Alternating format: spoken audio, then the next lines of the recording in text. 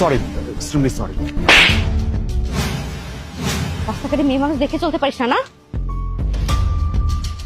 Excuse me,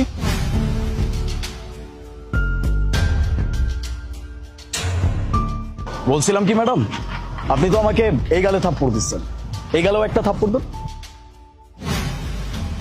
madam এবার তাকায় আসছেন কেন? এখানে আরেকটা থাপ্পড় দেন না। What nonsense! একে তো গায়ের সাথে ধাক্কা লেগেছে, তার উপরে আবার এখানে বেয়াদবি শুরু করে দিয়েছে। এই আপনার সমস্যাটা কি বলেন তো?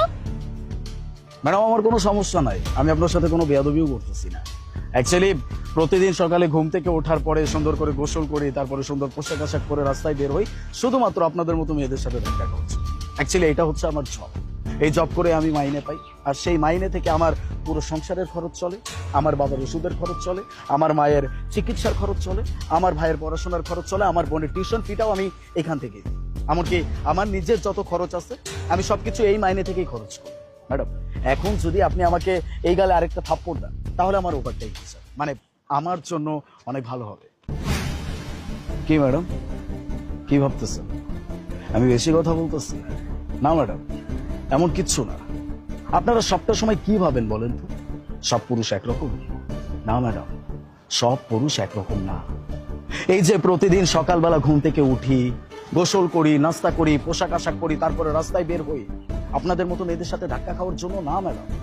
এই যে আমাদের মতো কিছু মিডল ক্লাস ফ্যামিলির ছেলে আছে না, এরা বোঝে জীবন আসলে কি। আমাদের মাথায় অনেক প্রেশার থাকে, অনেক টেনশন থাকে। এত সব প্রেশার, এত সব টেনশন, এই সব কিছু নিয়ে যখন রাস্তায় বের হই না, তখন কোথায় হোঁচট খাচ্ছি, কার সাথে ধাক্কা খাচ্ছি আমাদের মাথায় থাকে। আমরা জানি না। মেয়েদেরকে উত্তপ্ত করা আমাদের আসল কাজ না ম্যাডাম। আমাদের কাজ আমাদের সংসারটা কিভাবে চলবে সেটা মেনটেন করা। আপনাকে আসলে বলে কোনো লাভ নেই, আমি আপনাকে কোনো দোষই দিচ্ছি না। অ্যাকচুয়ালি আছে কিছু আমাদের সমাজে বোকাচোদা চ্যাটের বাল, তারা না এরকম মেয়েদেরকে উত্তপ্ত করার জন্যই রাস্তায় বের হয়। এদের জন্য এখন পুরো পুরুষ জাতের নামটা খারাপ হচ্ছে। ম্যাডাম এই যে মাথাটা দেখতেছেন না, অনেক প্রেশার ম্যাডাম।